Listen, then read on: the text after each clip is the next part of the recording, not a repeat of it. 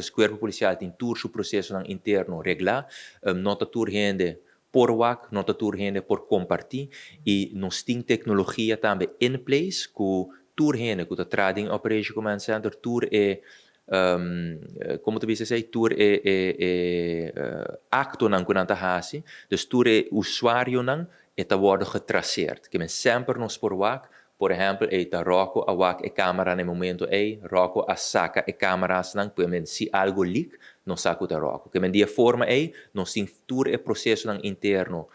salvaguardiar, todo é diferente companhia que nós trago está certificado, está ISO certificado também, que até conta que todo é aspecto de segurança e obviamente sempre portem keho, e a keho aqui por sempre wordo entregar, seja no corpo policial mesmo, que está investigar interno, não por bem na ombudsman, não por bem no Ministério Público, que vem sempre keho, e esse aí não te conta somente parte de câmara, para qualquer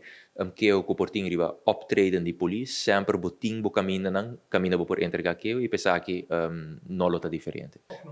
A intenção traz de a câmara aqui tá para manter ordem público e a la vez também para ajudar na investigação penal, então para opsporing. E para ambos tem procedura não definir para o que trata usa a imagem aqui. É importante para explicar também, a imagem não te queda guardada para sempre. 28 dias largo te queda guardada e depois de 28 dias o sistema te programa que é mesta wipe a imagem.